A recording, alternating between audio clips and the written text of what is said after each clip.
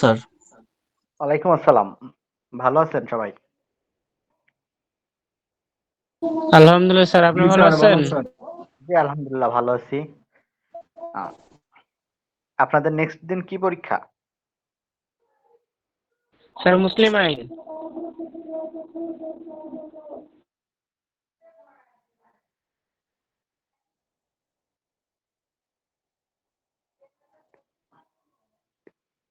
আচ্ছা। আমার স্ক্রিন দেখা যাচ্ছে? জি স্যার।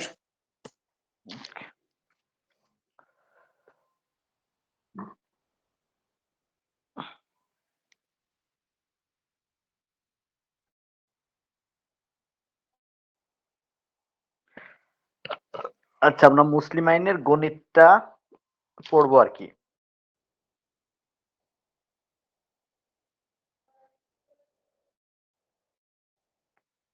গণিতটা দেখবো কিছু, যেহেতু গণিতে নাম্বারটা ভালো আসে। আচ্ছা, দেখেন আমাদের 12 নম্বর প্রশ্নটা দেখেন।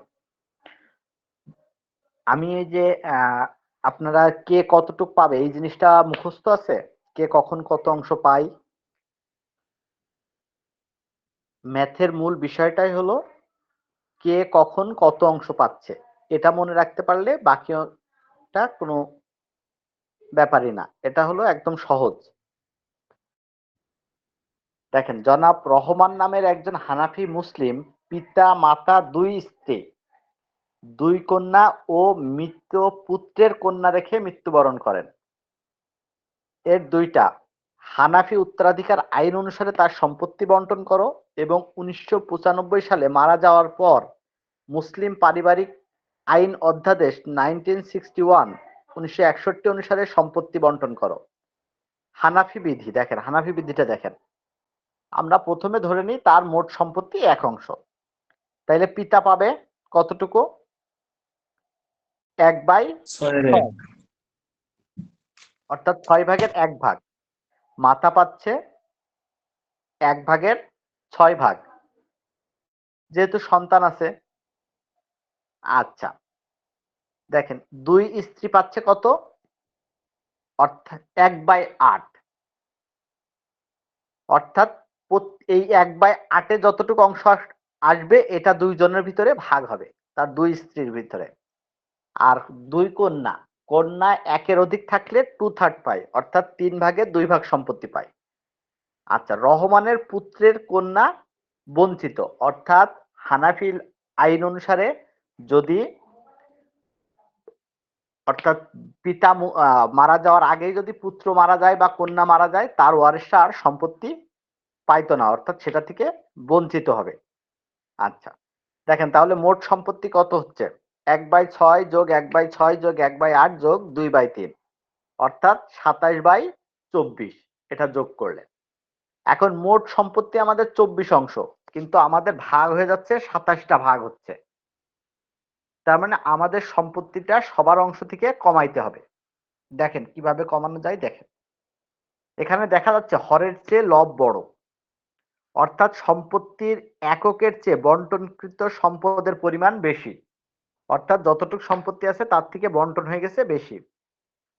অন্যভাবে বলা যায় মৃত রহমানের রেখে যাওয়া সম্পদের চেয়ে তার ওয়ারিশ বা অংশীদারদের পাওনা বেশি।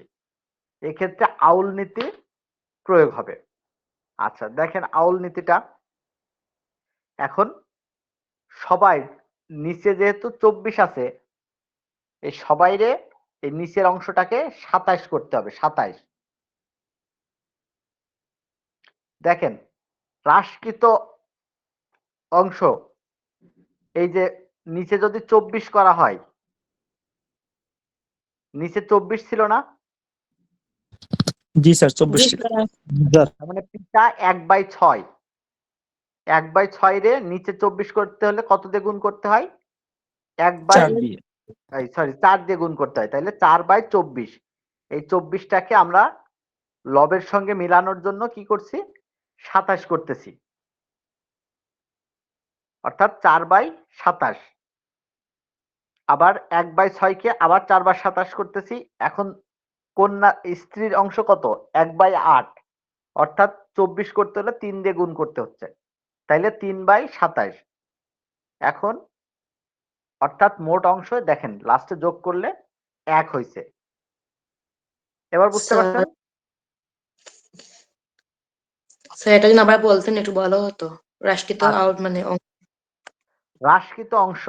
এখন আপনি বলেন তো 4/24 বড় নাকি 4/27 বড়? 4/24 বড়। 4/24 বড়। এখন যেহেতু সম্পত্তির পরিমাণটা আমাদের কমাতে হবে, সেহেতু 4/27টা ছোট, তার মানে সম্পত্তিটা কমে যাচ্ছে, কমে ছোট হচ্ছে। সেই জন্য পিতা 1/6 পাইতো। যেহেতু আমাদের হর ছিল 24, সেহেতু এটাকে 4 দিয়ে গুণ করে সবগুলোর হর 24 করছি। এই 24টারে আমরা সবার কাছ থেকে কমায়ে 27 ভাগ নিয়ে করে ফেলছি। অর্থাৎ 4/24-টে 4/27। 27 কেন করতেছি? যেহেতু আমাদের লব হয়েছিল 27। ঠিক আছে, সেই জন্য 4/27 স্যার এমন হর করে। হ্যাঁ বলেন। হর 27 স্যার। ও সরি, হর 27। হর 27 হয়েছিল, সেহেতু আমরা লবটাকে 27, মানে হর লব দুইটাই যাতে 27 হয়, সেই জন্য আমরা এটাকেও 27 বানাচ্ছি। 24টাকেও আমরা 27 ভাগ করে ভাগ করছি। এবার বুঝতে পারছেন?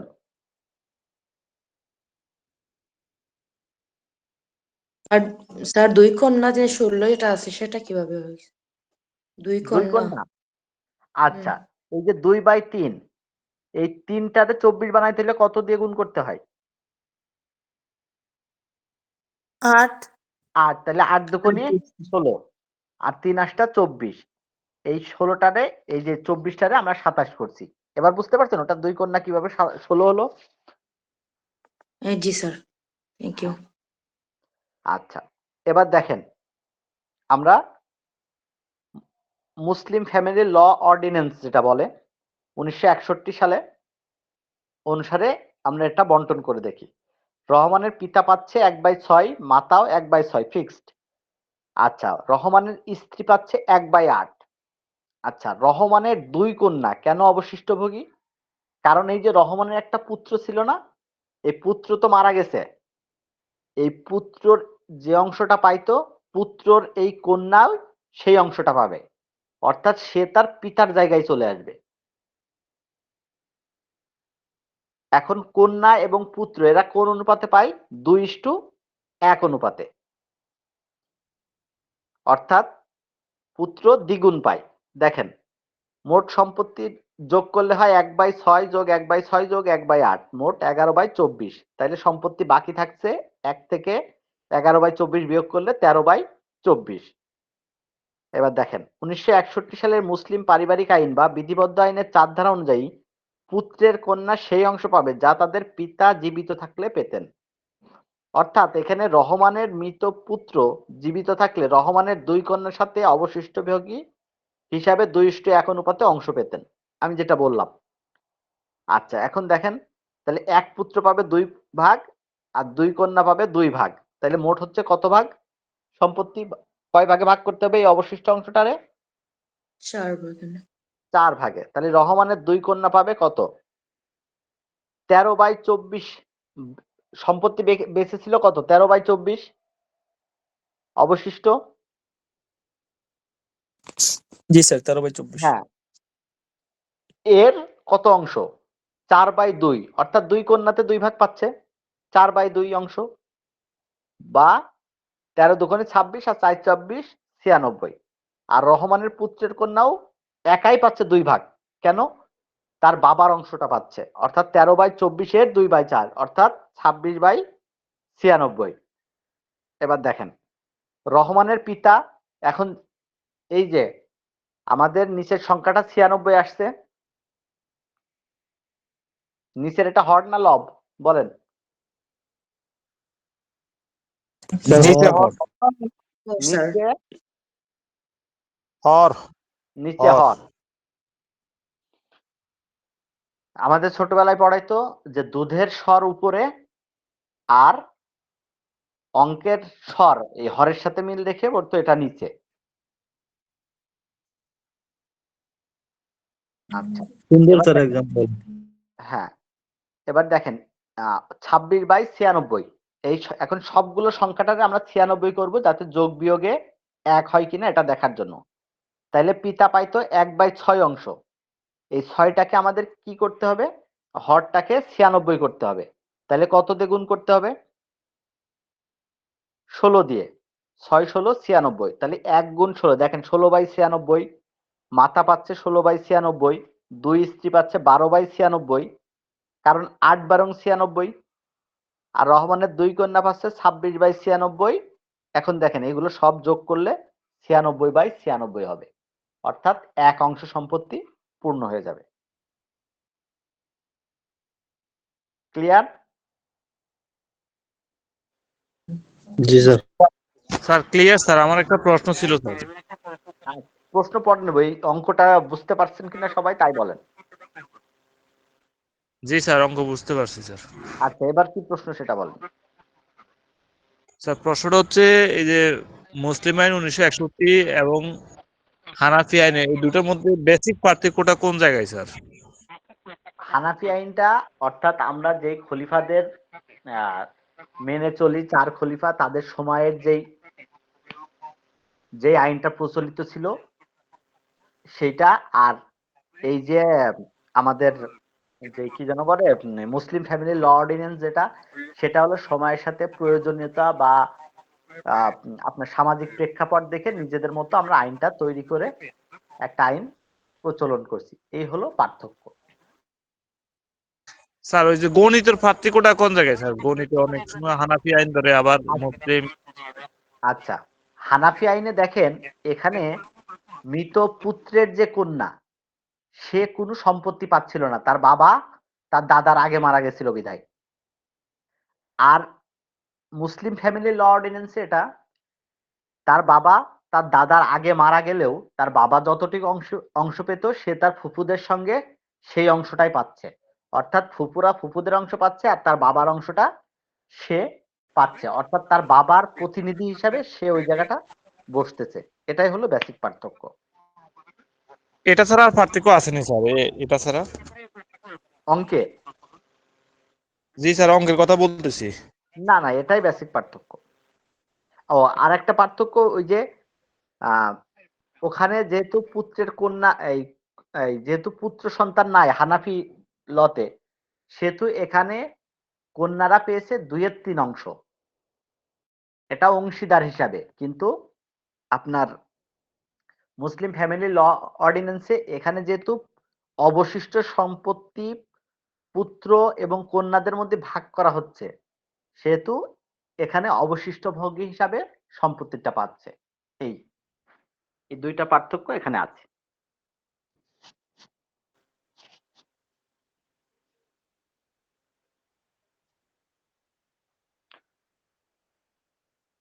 আর কারোর কোনো প্রশ্ন আছে এখানে?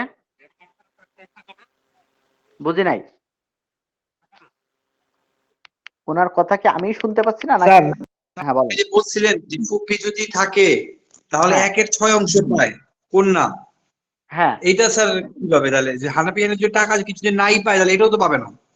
না না, আপনি ফুপি ফুপি বলতে কি, আপনার সম্পত্তিটা আছে, মনে করেন আমার সম্পত্তিটা, আমার ছেলে আছে, মেয়ে আছে, আমি মারা গেলাম, ঠিক আছে? মারা যাওয়ার পরে হুম, আমার ছেলে মেয়ের ওটা যৌথভাবেই রয়েছে। আমার মারা যাওয়ার পরে আমার হুম, ছেলে মারা গেল, এই ছেলের এক মেয়ে আছে, তখন হুম, যখন সম্পত্তিটা ভাগ হবে হুম, ফুফিদের সাথে, তখন এই এই এই হিসাবটা আসবে। আর এটাতে তো আগেই মারা যাচ্ছে ছেলে, হুম, বুঝতে পারছেন? ওইটা ফুপিদের সাথে ডিরেক্ট, অর্থাৎ আমি মারা যাওয়ার সময় আমার ছেলে বেঁচে ছিল, কিন্তু ছেলেও পরবর্তীতে মারা যাচ্ছে, ওই ছেলের মেয়ে মেয়ে আছে, তার সঙ্গে এই ফুপিদের অংশটা। আর এখানে হলো আমি, আমার আগে আমার ছেলে মারা গেছে, তারপরে আমি মারা যাচ্ছি, তখন এই ছেলের জায়গাটায় ওই মেয়েটা চলে আসছে। এই হলো বিষয়। আগেরটা হলো কি যে আমি মারা যাওয়ার পর আমার ছেলে মারা গেছে। জি জি জি। ও, মারা যাওয়ার পরে যদি ছেলে মারা যায় তাহলে 1/6 অংশ, আর জি, আমি মারা যাওয়ার আগে যদি ছেলে মারা যায় থাকে তাহলে কিছুই পাবে না। তাহলে কিছুই পাবে না হানাফিলতে। স্যার হুম, একটা কথা ছিল, হ্যাঁ বলেন। পিডিএফ এ আপনার 11 ক এখানে রোকেয়ার স্বামী, এখানে বলা হয়েছে রোকেয়ার স্বামী পাচ্ছে 4/1 অংশ অংশীদার হিসেবে, কিন্তু প্রিলিমিনারি গাইডে লেখা আছে রহিমা নামের একটা অঙ্কে রোকেয়ার স্বামী 2/1 অংশ অংশীদার হিসেবে। এইটা কেমন মানে হইলো তাহলে? হাফ অংশ তাই তো? হ্যাঁ হ্যাঁ, আচ্ছা, ওখানে কি লেখা আছে বলতেছেন? পিডিএফ এ লেখা আছে 4/1 অংশ রোকেয়ার স্বামী অংশীদার হিসেবে। এটা আচ্ছা। প্রথমে আমরা হানাফিতে যাব, পরে মেবি ওমরিয়াতানে। আর আরেকটা আছে রহিমা, এটা হচ্ছে প্রিলিমিনারি, স্বামী হচ্ছে মানে 2/1 অংশ পাচ্ছে অংশীদার হিসেবে, পরে এটা ওমরিয়াতানে চলে যায়। আচ্ছা, ওখানে হলো রহিমার কোনো সন্তান নাই, সেই জন্য হাফ পাচ্ছে। আর এখানে রোকেয়ার স্বামী, এখানে রোকেয়ার সন্তান আছে বিধায় 1/4 পাচ্ছে। হ্যাঁ হ্যাঁ, বুঝতে পারছি। জি।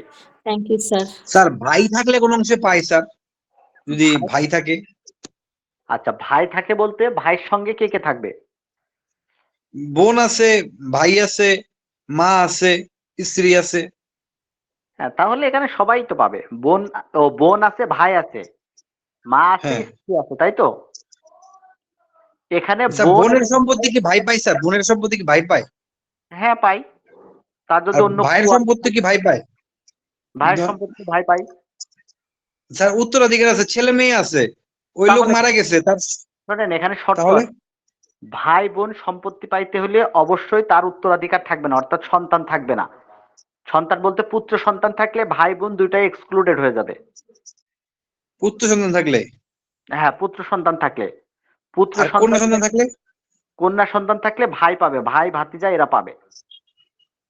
আচ্ছা, ভাইও পাবে, ভাতিজাও পাবে? মানে ভাইয়ের অবর্তমানে ভাতিজা পাবে, যদি অনেক সময় রাইট। দেখা যাচ্ছে হ্যাঁ ভাই ভাতিজা দুইজনে নাই, হয় ভাই পাবে নাই ভাতিজা পাবে।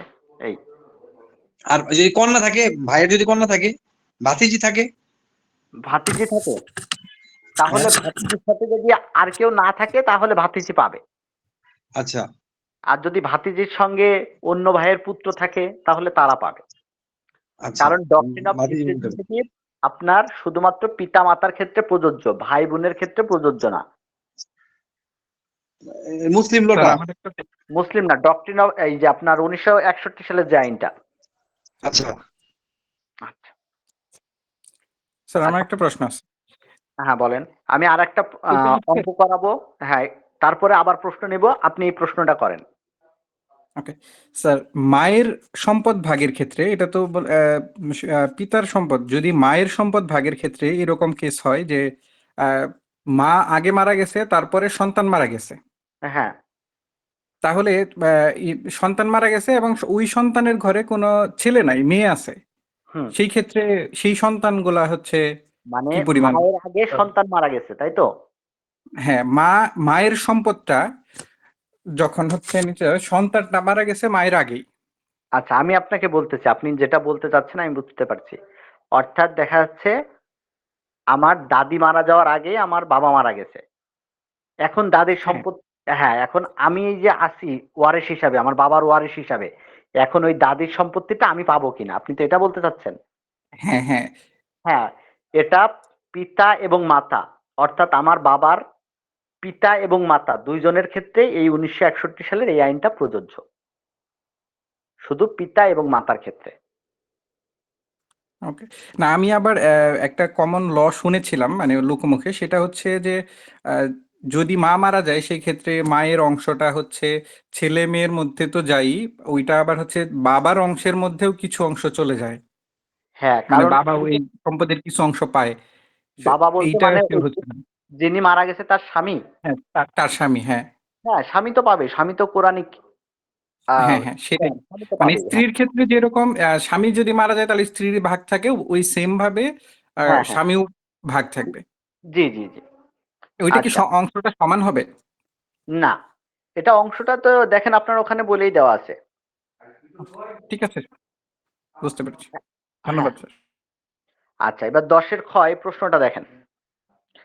একজন হানাফি মুসলমান মারা যাওয়ার সময় রেখে যান তার স্ত্রী, পিতা, পিতামহ।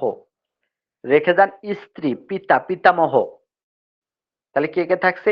স্ত্রী, পিতা, পিতামহ, মাতা, 2 কন্যা ও 1 ভাই। তাদের মধ্যে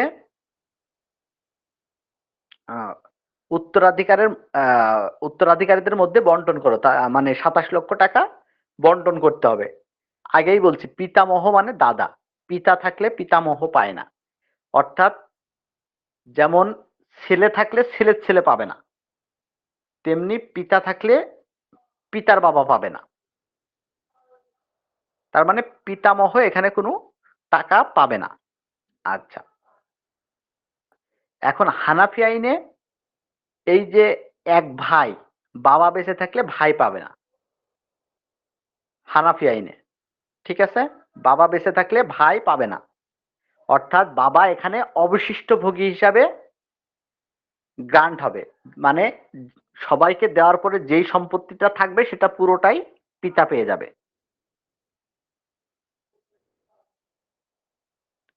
বুঝতে পারছেন? অর্থাৎ আমার একটা ভাই আছে, অর্থাৎ ভাই আছে, আমার একটা মেয়ে আছে, আমার স্ত্রী আছে, মা আছে, বাবা আছে। এই বাবা থাকার কারণে এই ভাই এই সম্পত্তি আর পাবে না।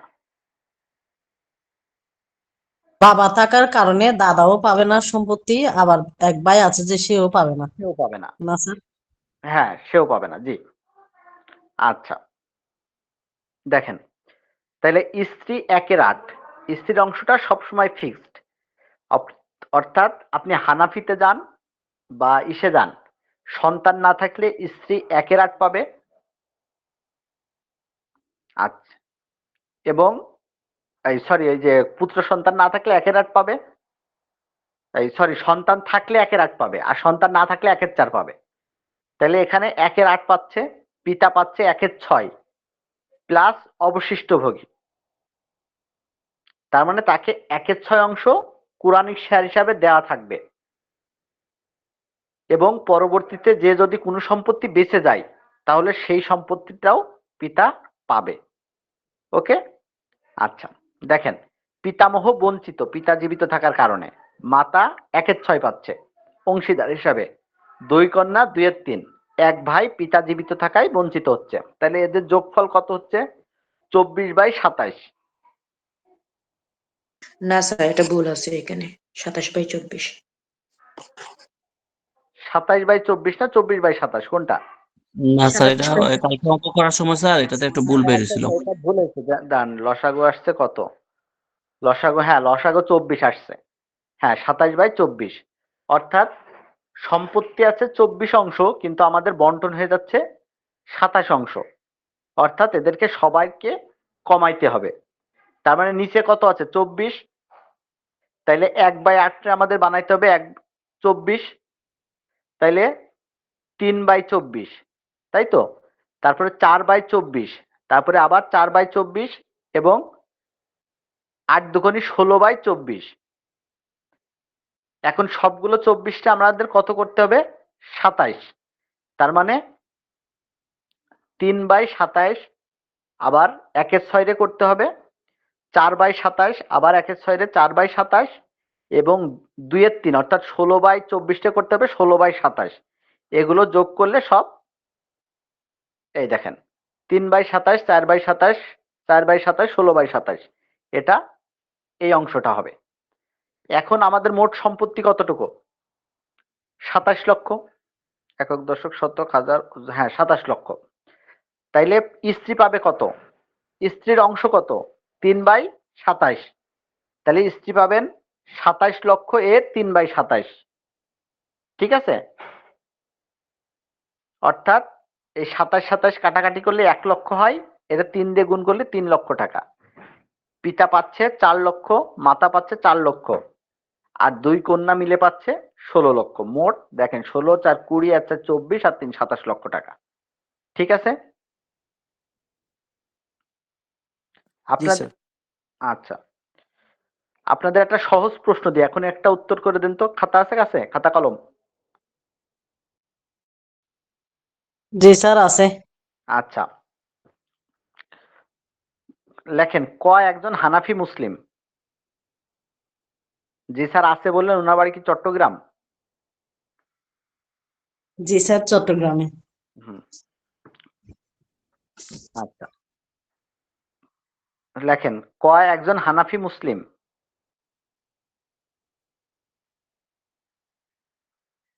তিনি মারা যাওয়ার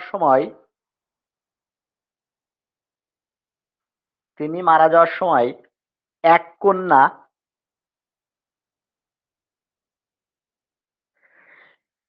এক স্ত্রী, তিনি মারা যাওয়ার সময় এক কন্যা, এক স্ত্রী,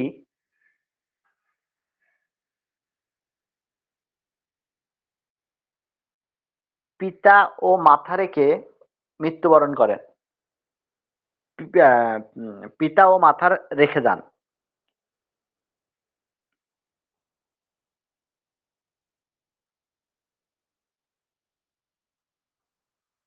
ব্যাংকে তার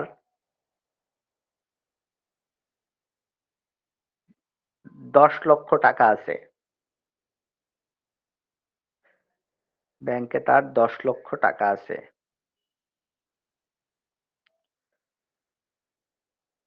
পিতা কত টাকা পাবেন?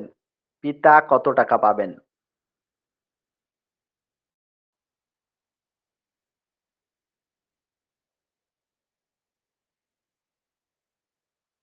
আর 10 লক্ষ না লিখে ওখানে লেখেন 9,60,000 টাকা আছে, তাই লেখেন 9,60,000 টাকা আছে।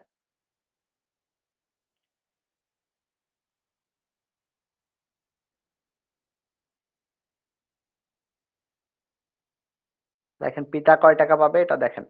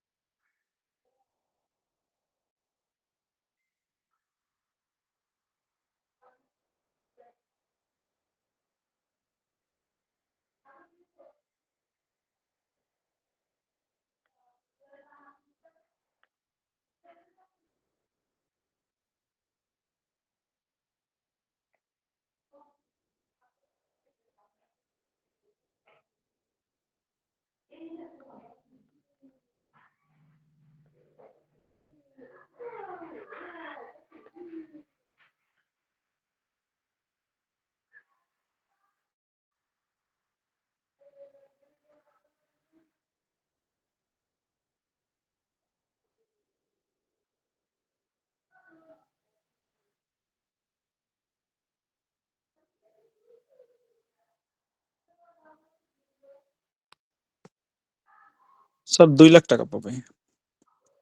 হ্যাঁ। আর কেউ?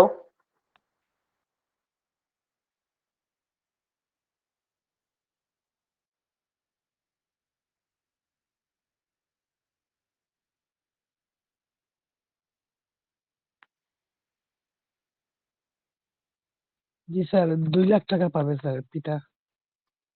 পিতা 2 লাখ টাকা পাচ্ছে। আচ্ছা জি স্যার। একটু এবার লাইনে থাকেন। হুম। আমরা একটু হিসাব করে দেখি কত পাই। তাহলে কে আছে? পিতা আছে, তাই তো?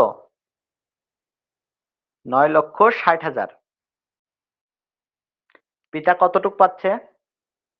পিতা না, আগে মাতারটা দেখেন, মাতা কত আছে, কত পাবে? 1/6।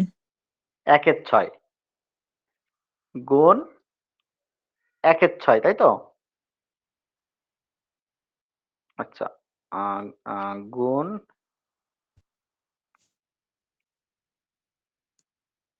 4/24 দিয়ে গুণ করতে হবে। 4/24। আচ্ছা, এটা ভাগ দিয়ে করলেই তো হয়। ভাগ 6, অর্থাৎ 1,60,000 পাচ্ছে কে? স্যার মিলবে না তো, কারণ হলো লসাগু তো আলাদা হবে, লসাগু 24 হবে স্যার। হলো না, আমি আগে দেখি না কতটুক হয়। 9,60,000 টাকা পিতা পাচ্ছে 1/6, এই সরি মাতা, তাই তো? লেখেন জি। 1,60,000 লিখেন। 1,60,000। 1,60,000 আর কে আছে? পিতা 1,60,000। পিতা 1,60,000। আচ্ছা, আর কন্যা কতটুক পাচ্ছে? কন্যা পাবে হলো 4,80,000। 4,80,000 কেন পাবে? অর্ধেক পাবে। এক কন্যা থাকলে অর্ধেক পায়? জি স্যার, 1/3, সরি ওয়ান হাফ। 3 ভাগের 1 ভাগ। 3 ভাগের 1 ভাগ, অর্থাৎ 3,20,000 টাকা। আর স্ত্রী পাচ্ছে কত? 1,20,000 টাকা।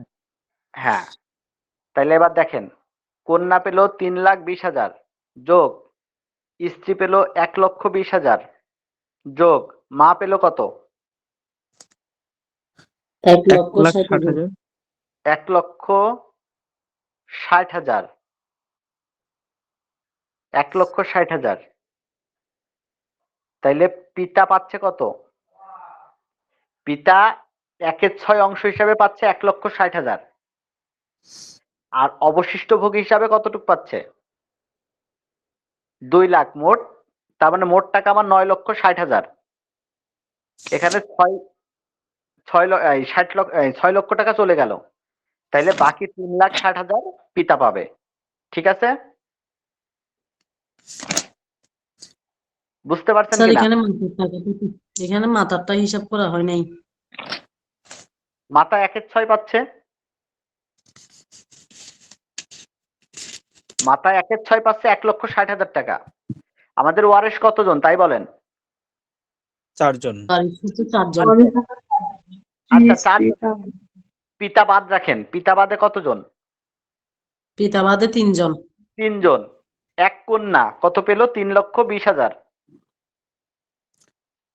স্ত্রী কত পেল? 1,20,000। মা কত পেল? 1,60,000। তাহলে মোট হলো 6 লক্ষ। এখান থেকে বিয়োগ দেন 9,60,000। তাহলে পিতা এই 3,60,000 টাকা পাবে।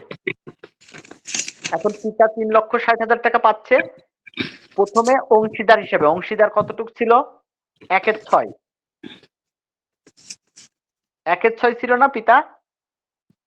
জি স্যার, মায়ের সমান 1,60,000 টাকা পাচ্ছিল। আর এই যে 2 লক্ষ টাকা বেঁচে থাকলো, এই 2 লক্ষ টাকাও এই পিতা পেয়ে যাবে অবশিষ্ট ভোগ হিসাবে। অর্থাৎ 3,20,000 টাকা আপনার কন্যা, 1,20,000 টাকা স্ত্রী, 1,60,000 টাকা মা, 1,60,000 টাকা পিতা। কত হলো? 7,60,000 টাকা। এখন আমাদের টাকা ছিল মোট 9,20,000।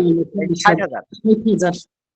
এই যে 2 লক্ষ টাকা থেকে গেল, এটাও অবশিষ্ট ভোগী হিসাবে পিতা পাবে। তাহলে পিতা মোট পাচ্ছে 3,60,000 টাকা। 3,60,000 টাকা। ঠিক আছে, উত্তর মিলেছে কিনা এবার? স্যার যখন এক কন্যা থাকে তখন তো অর্ধেক পায় স্যার, 1/3 না তো। এক কন্যা থাকলে হাফ। হাফ পাবে, জি।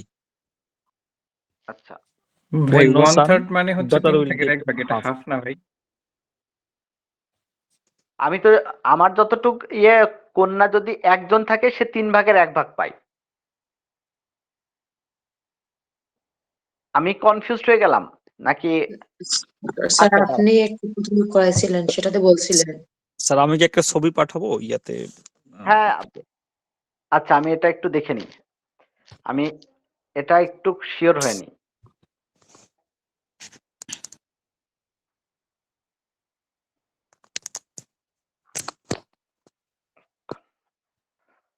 পিতা,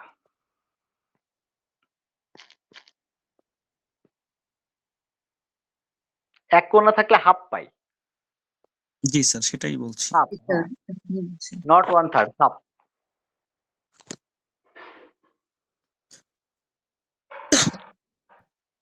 অর্থাৎ তাইলে ওখানে হাফ। তাইলে আমাদের ওই অংশটাতে কি হচ্ছে? তাহলে 4,80,000 টাকা পাচ্ছে কন্যা। জি রাইট স্যার। তার মানে 2 লক্ষ টাকাই আপনার পাচ্ছে, বাবা পাবে। বাবা পাবে। হ্যাঁ, 2 লক্ষ টাকা। অর্থাৎ অবশিষ্ট ভোগী হিসাবে 40,000 আর 1,60,000 টাকা ওয়ারিশ হিসাবে। ওয়ারিশ হিসাবে, স্যার। হুম, ঠিক আছে।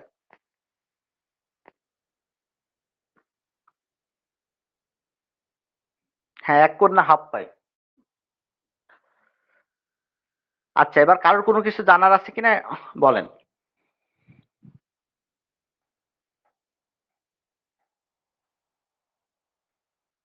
স্যার আরেকটা শীট দিচ্ছিলাম যে স্যার আপনাকে, ওইখান থেকে স্যার একটু ইম্পর্টেন্ট অঙ্ক করেন স্যার। আচ্ছা আচ্ছা আচ্ছা, ঠিক আছে। স্যার আমার একটা রিকোয়েস্ট আছে স্যার আপনার কাছে। বলেন। স্যার আপনি আইন বিজ্ঞান পরীক্ষার আগে দিয়ে আপনি আমাদেরকে 2-3টা প্রশ্ন দিয়েছিলেন, বলছিলেন ইনশাল্লাহ আসবে, প্রশ্নগুলো স্যার আসছেই। তো এইরকম একটা স্যার অঙ্ক দেন যেটা আসবে স্যার। ওই যে একটা কথা আছে না, যে ঝড়ে বক পড়ে ফকিরের কেরামতি বাড়ে, সেই অবস্থা হয়েছে। সেই জন্যই ওই সারের ভরসায় থাকার দরকার নেই। ওইটা দিছি, আসছে, কিন্তু এমন আসবে এই আশা করার দরকার নাই। সচরাচর এই প্রশ্নগুলো আসে, এই ঠিক আছে। তারপরে করেন, আমি ইয়ে করে দিব। স্যার এটা না শুধু গণিতে স্যার, ওই যে নিচে স্যার গণিত জাতীয় বিশ্ববিদ্যালয়।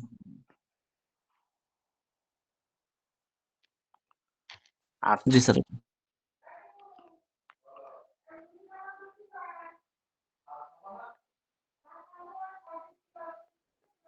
আচ্ছা, এটা দেখি।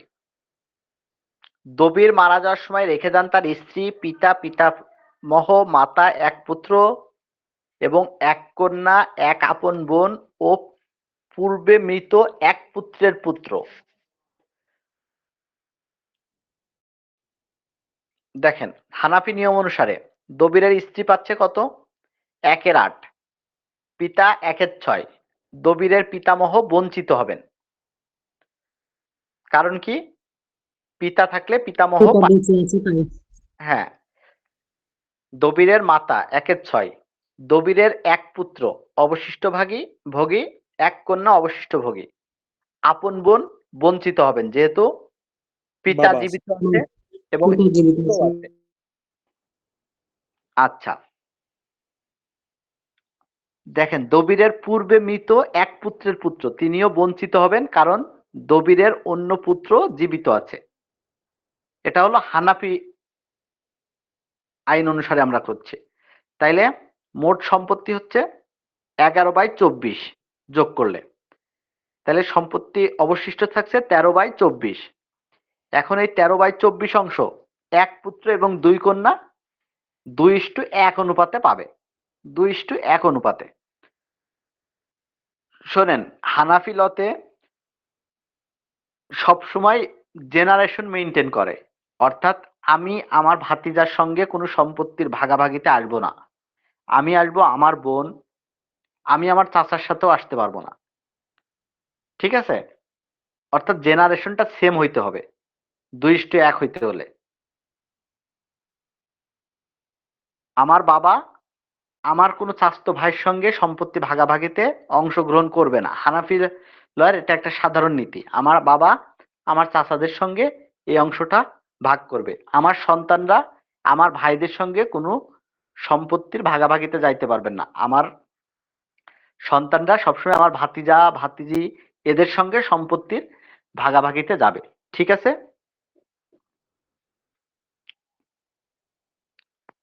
এবার দেখেন, কই, তাইলে পুত্র একটা, এক পুত্র 2 ভাগ পাবে এবং হ্যাঁ, আচ্ছা, পুত্র কয়টা এখানে? একটা। এক পুত্র এবং কন্যা, এক কন্যা।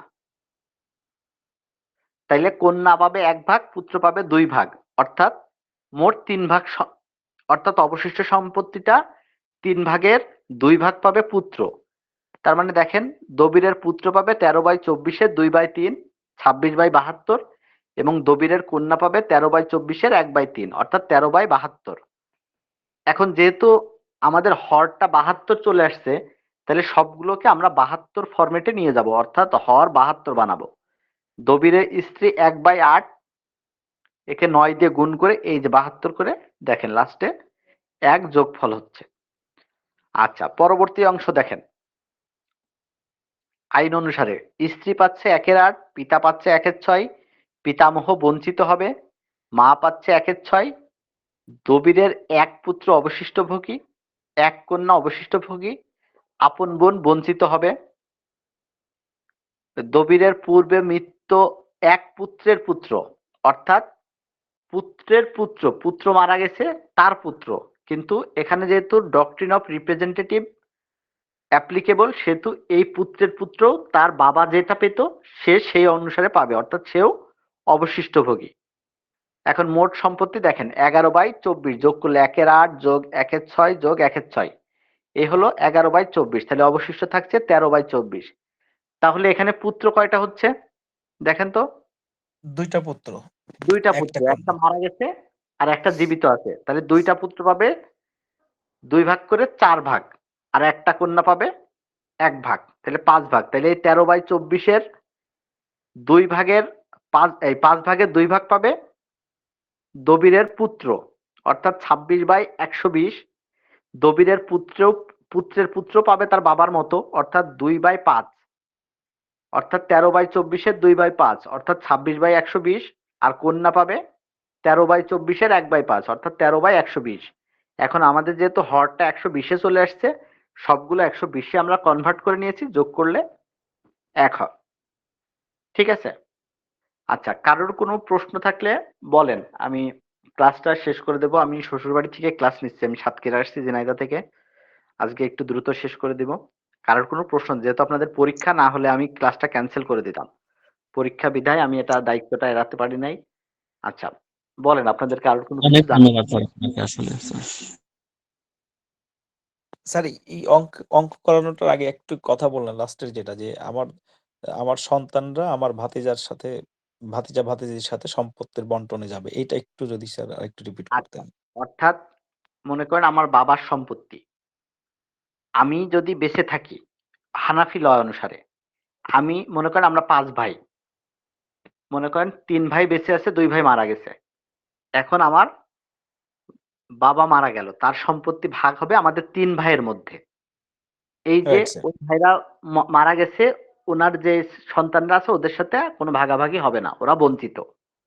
আচ্ছা, এখন মনে করেন আমরা 5 ভাই মারা গেছি, তাহলে কি হবে? তখন এই যে আমাদের 5 ভাইয়ের যে সন্তানরা, তার দাদার সম্পত্তিটা তারা ভাগাভাগি করবে। কিন্তু এখানে যদি আমরা 1 ভাইও বেঁচে থাকি, তাহলে ওই সব সন্তানরা আর কেউ কোনো সম্পত্তি পাবে না। অর্থাৎ সম্পত্তিটা বন্টন হবে সবসময় এক জেনারেশনের ভিতরে। এবার বুঝতে পারছেন? জি স্যার, থ্যাংক ইউ স্যার। আচ্ছা, এটা হানাফি ল এর ক্ষেত্রে, আমি আবার বলছি, এটা কিন্তু ডক্ট্রিন অফ রিপ্রেজেন্টেটিভ অ্যাপ্লিকেবল হলে তখন কিন্তু এটা আসবে না। জি স্যার, মনে আছে। ঠিক আছে, আর কারোর কোনো প্রশ্ন? স্যার আপনার ফোন নাম্বারটা যদি একটু বলতেন স্যার। কেন, আমার ফোন নাম্বার দিয়ে আবার কি হবে? স্যার যদি দরকার পড়ে। আচ্ছা, দরকার পড়লে যদি দরকার পড়ে আপনারা ওই হ্যাঁ ডেটাবেস স্যার, আমি বলতেছি স্যার, বারবার বলতেছি সবাইকে, ক্লাসের টিচারদের কোনো নাম্বার বা কিছু চাবেন না, কোনো কিছু দরকার হলে আমাকে বলবেন। আপনারা রায়হান ভাইয়ের কাছে বলবেন। তারপরেও যদি কোনো একান্ত কোনো প্রবলেম নিয়ে ইয়ে হয়, রায়হান ভাইকে বললে তিনি আমাকে ইনফর্ম করবেন, আমি তখন তাকে বলে দিব যে আসলে নাম্বারটা। কারণ কি হয় অনেক ক্ষেত্রে, আহ, মানে যেটা আর সত্যি কথা সেটা হলো, অনেক ক্ষেত্রে প্রয়োজন অপ্রয়োজনে অনেকেই অনেকভাবে ফোন দেয়। তারপরে আমাদেরও তো সংসার বলেন, কাজের চাপ বলেন, ইসে সব মিলাই, সেই জন্য অতি প্রয়োজন হলে তখন একমাত্র তখনই নাম্বার দেওয়া। এটা আপনারা মাইন্ড করেন না বা মন খারাপ করেন না। হুম। জি স্যার, আমি শুধু ওই যে মনে করেন একান্ত যেটা দরকার হয় স্যার, আমি আপনার কাছে অনুমতি নিয়ে বা টিচারদের কাছে অনুমতি নিয়ে নাম্বারটা দিই স্যার। কারণ আমার নাম্বারটা থাকলে আপনি যতটুকু চেষ্টা করবেন, আমার নাম্বারটা না থাকলে তার থেকে বেশি চেষ্টা করে বোঝার চেষ্টা করবেন। ঠিক আছে? সেই জন্য এটা সংরক্ষিত থাক, যদি একান্তই প্রয়োজন হয় তখন আপনি ওখান থেকে নিতে পারবেন। এতে মন খারাপ করেন না। হুম। আচ্ছা, আচ্ছা তাহলে স্যার, এখানে যে হ্যাঁ বলেন। হিমারিয়াতার নীতি আর যার ইয়েতে এক কথা নাকি, যে হানাফি নিয়ম, বুঝি নাই। মানে হিমারিয়াতার নীতি আর হানাফি নিয়ম কি একই? হিমারিয়াতান, অঙ্কটা ওমারিয়া, উমরিয়াতেন হবে, উমরিয়াতেন। হ্যাঁ ওমারিয়া নীতি। উমরিয়াতান। এটা ওমরের সময়ে প্রযোজ্য ছিল এবং এটা জি হানাফি অর্থাৎ আবু হানিফার সময়ে এটা প্রযোজ্য হয়েছে, অর্থাৎ দুই খলিফার সময়কার নীতি। এটা দুইজনের ভিতরে পার্থক্য আছে, তবে আমরা যেহেতু হানাফি অংশটা আমাদের ভিতরে বেশি, সেহেতু হানাফির এটা পড়লেই হবে। ওমরিয়ানটা আপনারা এমনি একটু দেখে যাইতে পারেন, এটা ইম্পর্টেন্ট কিছু না, এটার থেকে সহজে প্রশ্ন আসে না। ঠিক আছে, thank you sir, thank you. Okay, তাহলে ভালো থাকবেন, আমি ক্লাসটা শেষ করে দিচ্ছি। ধন্যবাদ, দোয়া করবেন আমার জন্য। জি স্যার, আপনাকে অনেক ধন্যবাদ স্যার, এত ব্যস্ততার মধ্যে স্যার আমাদেরকে ক্লাসটা উপহার দেওয়ার জন্য, আর আমাদের সবার জন্য স্যার দোয়া করবেন স্যার। না, অবশ্যই দোয়া করবো, অবশ্যই। ঠিক আছে, আল্লাহ হাফেজ, ভালো থাকবেন, আসসালামু আলাইকুম।